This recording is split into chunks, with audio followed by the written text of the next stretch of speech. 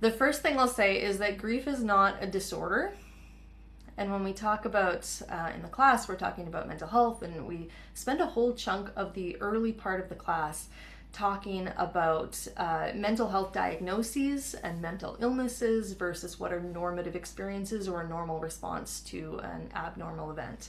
Now, the DSM, just for folks who are interested in diagnoses, okay? The DSM, which is published by the American Psychiatric Association and where we get mental health diagnoses from, in the latest version of the DSM, they have actually added a diagnosis called prolonged grief disorder.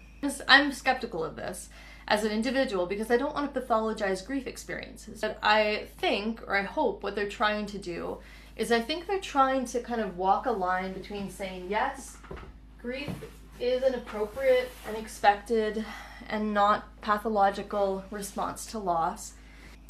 I'm imagining I'm the APA saying this. And it might be helpful for them to have that diagnostic code so that they have more options in accessing services or therapy or medication or accommodations at work or school, etc.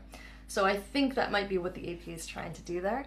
But I just want to underline that my overall approach to grief and the overall approach to grief in the mental health world is that it's not a disorder. This is a normative response.